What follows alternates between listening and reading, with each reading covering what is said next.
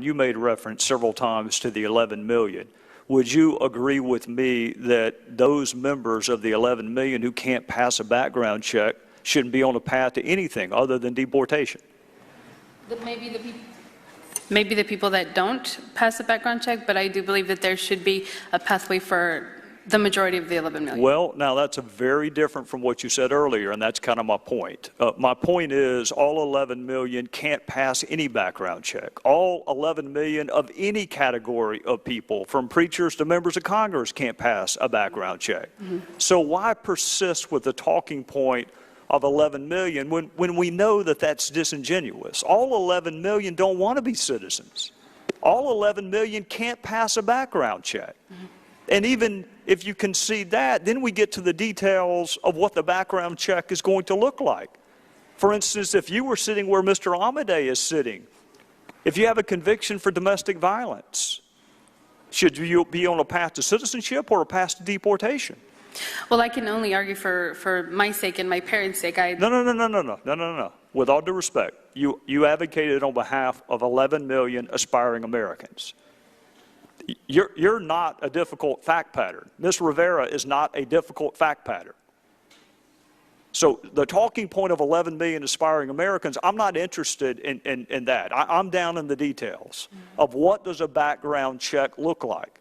Do you think a conviction for domestic violence should disqualify someone from being on a path to citizenship or status? I think I'm going back again to that's up to you all to decide. Well, if it's up to us, then why do I constantly hear 11 million if it's one monolithic, homogeneous group? Why? I mean, why not just say what you said, which is there are subgroups that warrant different levels of scrutiny. For instance, children who were brought here with no criminal intent, that warrants one level of scrutiny. The parents who brought them here who can fashion criminal intent warrants another level of scrutiny. Those who have misdemeanor convictions have one level of scrutiny. Well, those who have multiple misdemeanor convictions have a different level of scrutiny. Those who have felony convictions have a different level of scrutiny. Why is that not the more honest response than to talk about 11 million aspiring Americans?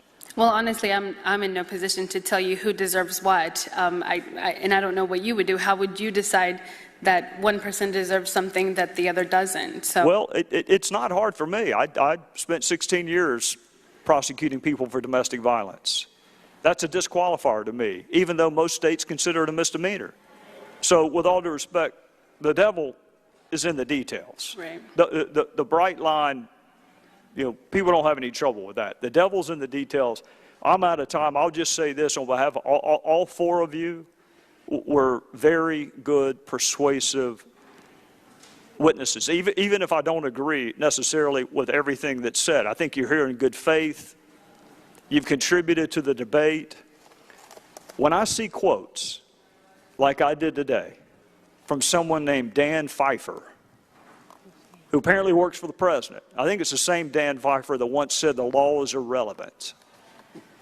And he tweeted out today that our plan is to allow some kids to stay but deport their parents. He summarized this entire debate with that tweet. So I want to compliment you and thank you for not being a demagogic, self-serving political hack who can't even be elected to a parent advisory committee, much less Congress, which is what Mr. Pfeiffer is. I want to thank you for not being that and understanding these are complex issues where reasonable minds can perhaps differ.